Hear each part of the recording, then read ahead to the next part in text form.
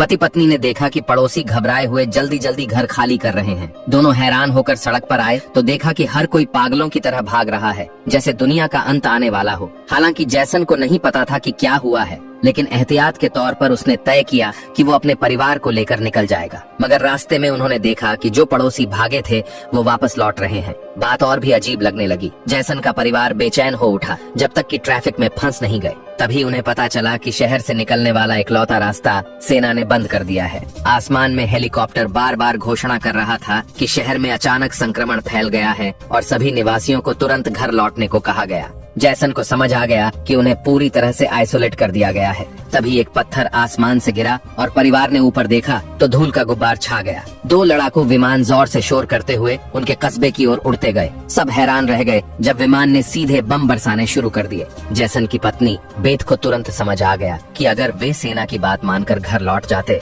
तो अंजाम बहुत भयानक होता। तभी विमान मुड़कर सड़क पर चल रहे लोगों की ओर आने लगे। सबको अब समझ आया कि सेना सबको मारना चाहती है। बेथ ने पहाड़ी पर स्कूल देखा और तुरंत परिवार को लेकर चढ़ाई शुरू की। पीछे से विमान दूसरी बार बमबारी शुरू कर चुके थे। अच्छा हुआ कि वे तेज थे और धमाके की लहर से बच निकले। लड़खड़ाते हुए वे स्कूल पहुँचे और जोर से बंकर का दरवाजा पीटा। दूर से विमान की आवाज और तेज होती गई। जैसे ही बंकर का दरवाजा बंद हुआ, ऊपर जोरदार धमाका हुआ। आखिर ऐसा कौन सा वायरस था कि सेना को इतना बड़ा कदम उठाना पड़ा? जैसन का परिवार कुछ भी समझ नहीं पाया और उन्होंने फिलहाल बंकर में ठिकाना बना लिया।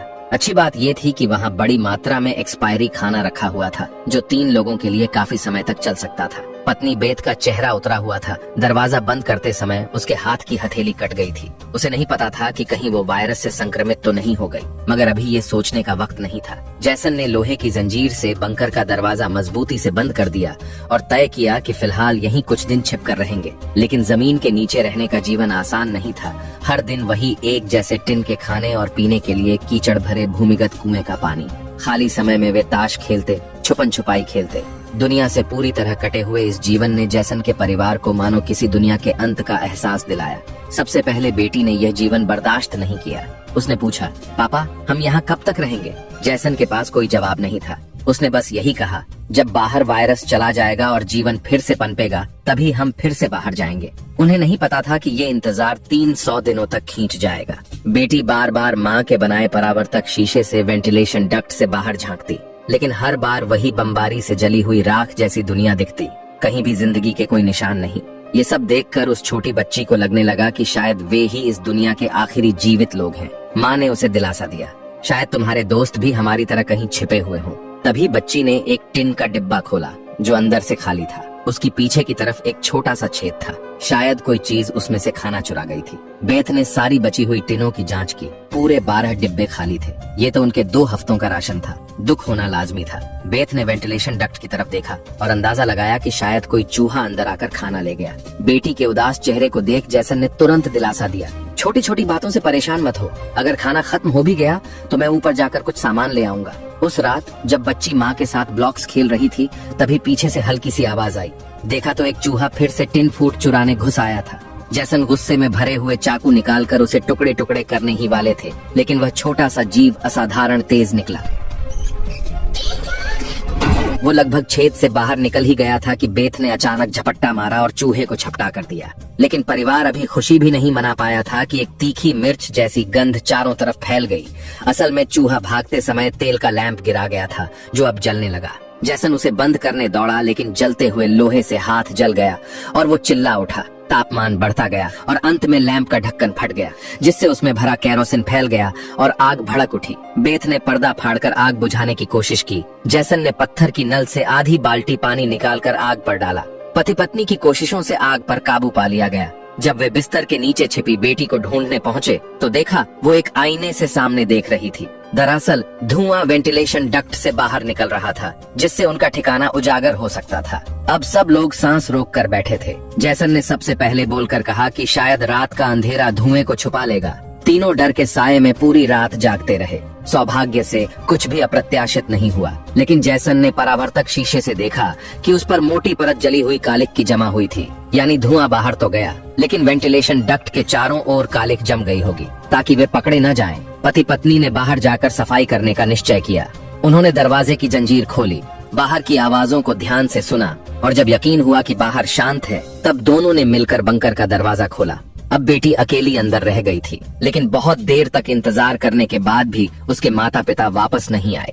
इसलिए उसने स्टूल पर चढ़कर परावर्तक दूरबीन से बाहर की स्थिति देखनी शुरू की। जल्दी ही उसने देखा कि उसके माता पिता बंकर के दरवाजे को छिपाने की कोशिश कर रहे थे, लेकिन तभी दूर जंगल में एक काली परछाई तेजी से सरकती हुई नजर आई। बच्ची ने जोर से चिल्लाकर पापा को पीछे देखने को कहा, लेकिन दूरी बहुत ज्यादा थी, माता पिता सुन ही नहीं पाए।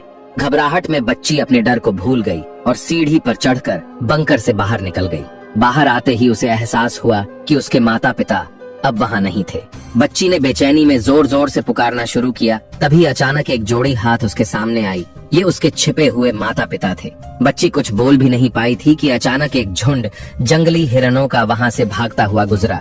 हालांकि वे तीनों बाल बाल बचे, लेकिन बेत की चिंता और बढ़ गई। इन हिरणों का इस तरह भागना जरूर किसी खतरनाक चीज से बचने की कोशिश थी। सबको खतरे का अंदाजा हुआ और वे तेजी से वापस बंकर की ओर भागे। जैसन ने लकड़ी की पट्टियों से बंकर का दरवाजा बंद किया और लोहे की जंजीर से उसे कसकर बंद कर दिया। सुरक्षा सुनिश्चित होने के बाद उसने सबको शांत रहने का इशारा किया और खुद पूरी एकाग्रता से बाहर की आवाजें सुनने लगा। ऊपर से वाकई में साफ साफ किसी के कदमों की आवाज आ रही थी, जैसे कोई वहाँ की असामान्य स्थिति भांप चुका हो। वो किसी चीज की तलाश में लगातार बंकर के ऊपर इधर उधर घूम रहा था। छोटी बच्ची डर के मारे फूट फूट कर रोने लगी। बेथ बस उसे चुप कराती रही, कहती रही कि अगर आवाज बाहर तक गई तो सब खत्म हो जाएगा। जैसन तुरंत आगे आया और बच्ची का ध्यान भटकाने की हर कोशिश करने लगा। धीरे धीरे बच्ची शांत हो गई। बेथ की नजर वेंटिलेशन डक्ट पर ही टिकी थी और उसके दिल की बेचैनी बढ़ती जा रही थी। अचानक ऊपर से जोर की टक्कर की आवाज आई और फिर भारी कदमों की गूंज। जैसन ने आवाजों का पीछा किया और अंत में वो कदम उनके बंकर के ठीक ऊपर रुक गए। उसके माथे पर पसीना छलक आया।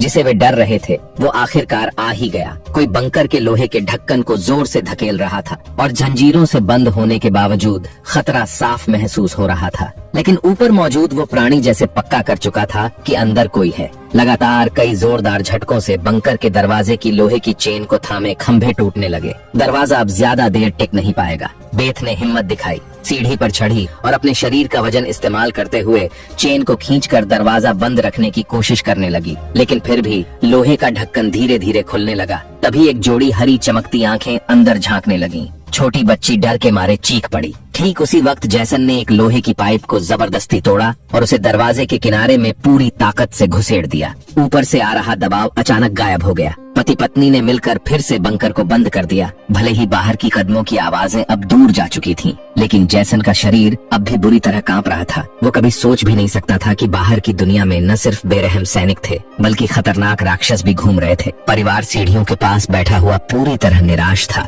क्योंकि अब उनका ठिकाना उजागर हो चुका था और किसी भी वक्त नए हमलों की आशंका थी। वाकई ज्यादा समय नहीं बीता कि भंडार कक्ष की अलमारी हिलने लगी और ऊपर से फिर तेज कदमों की आवाजें सुनाई देने लगी, मानो हजारों जीव उनके सिर पर दौड़ रहे हों। फिर वो सभी बंकर के दरवाजे पर इकट्ठा हो गए और जबरदस्त हमला शुरू कर दिया। इस बार की ताकत पहले से कहीं ज्यादा थी। मजबूत लोहे का दरवाजा टूट गया और अंधेरे बंकर के मुहाने पर अनगिनत आंखें चमकने लगी। जैसन का परिवार डर के मारे पीछे हटता चला गया, लेकिन वे इन राक्षसों के कदम नहीं रोक पा रहे थे। जैसन ने अपनी तेल की लैंप फेंक दी और भंडार की अलमारी को दरवाजे पर अड़ा दिया, पर ये सब ज्यादा देर नहीं रोक सकता था। तभी बच्ची को जमीन की ओर खुलने वाला एक वेंटिलेशन डक्ट दिखाई दिया। जैसन ने ताकत से उसे तोड़ा और पूरी शक्ति लगाकर अपनी पत्नी और बेटी को बाहर की ओर धकेल दिया। लेकिन जब खुद बाहर निकलने की कोशिश की तो तंग जगह के कारण वो अटक गया। राक्षस बंकर में घुसने ही वाले थे। इस पर जैसन ने अपनी ही बांह मरोड़कर तोड़ दी। बेथ बिना समय गंवाए पूरी ताकत से जैसन को बाहर खींचने लगी। जैसन जैसे ही बाहर निकलने ही वाला था,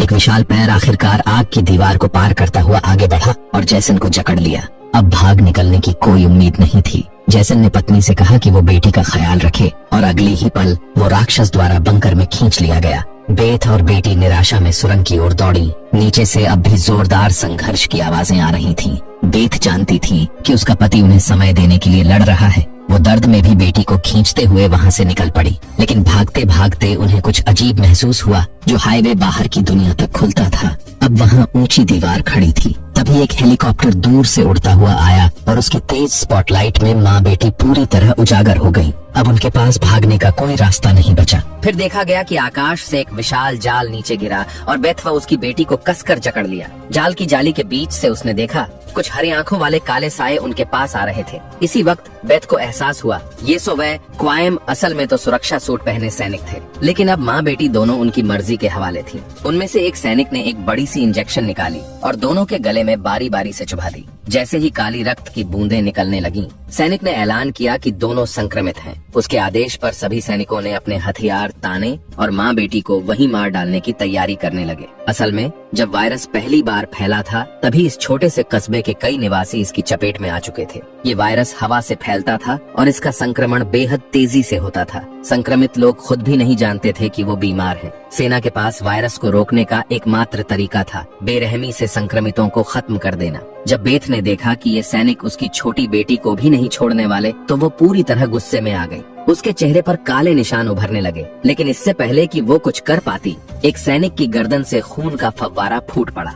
वो कोई और नहीं बल्कि मौत से लौटकर आया जैसन था। इस समय उसने धीरे से अपनी आंखें लाल कर लीं। शरीर की ताकत भी सामान्य से कई गुना ज्यादा हो गई। स्पष्ट था कि जेसन संक्रमण के बाद वाले रूप में बदल चुका था, लेकिन वह गर्म हथियारों की गोलियों को नहीं रोक पाया और जमीन पर गिर गया हाँफते हुए। अच्छा ये हुआ कि इस झड़प के दौरान बास और उसकी बेटी जाल से निकलकर भागने में सफल हो गईं। सैनिक इधर उधर बिखरकर उन्हें ढूंढने लगे, लेकिन उन्हें यह अंदाजा नहीं था कि अब बास भी एक राक्षसी रूप में बदल चुकी थी। उसने कुछ सैनिकों को तुरंत मार गिराया, पर फिर खुद भी गोली लगने से कार की छत पर गिर पड़ी। अंधेरे में छुपी उसकी बेटी ने ये सब देख लिया। अपने माता पिता की हालत देखकर वह भी गुस्से में आकर रूपांतरित हो गई। एक छलांग में उसने एक सैनिक को गिरा दिया और उसे मारने ही वाली थी कि बास ने समय रहते उसे रोक दिया। वह नहीं चाहती थी कि उसकी बेटी भी एक दरिंदा बन जाए। उसने उसकी भावनाओं को शांत किया। धीरे धीरे लड़की की नसों की हरियाली गायब हो गई और वह फिर से इंसान में बदल गई। लेकिन सैनिक की किस्मत इतनी अच्छी नहीं थी। उसकी सुरक्षा ढाल टूट चुकी थी और वह धीरे धीरे वायरस से संक्रमित हो गया। अफसोस कि जैसन की हालत बहुत गंभीर थी। उसने बेटी के चेहरे को देख अपने चिरपरिचित अंदाज में विदाई दी और हमेशा के लिए आंखें बंद कर लीं।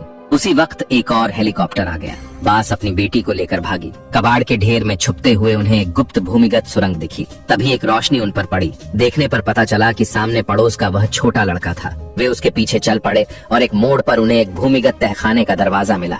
वहाँ बहुत सारे परिचित लोग छुपे हुए थे। असल में बहुत से बचे हुए लोग वहीं पर थे। जिंदा रहने के लिए वे अंधेरे में चूहे जैसे जीवन जीने को मजबूर थे। मुख्य किरदार का परिवार हर दिन उन राक्षसों से भाग रहा था, लेकिन सच में वे खुद सामान्य लोगों की नजर में राक्षस बन चुके थे। अगर उनकी बातचीत पर ध्यान दिया जाए तो लगता है उन्हें पहले से पता था कि वे संक्रमित हैं और यह भी कि गुस्से में वे रूपांतरित हो जाते हैं। इसी वजह से वे बार बार अपनी बेटी से कहते थे कि गुस्सा मत करना। तो दोस्तों, आज की कहानी यहीं खत्म होती है। अगर पसंद आई हो तो जुड़े रहे, अगली बार फिर मिलेंगे।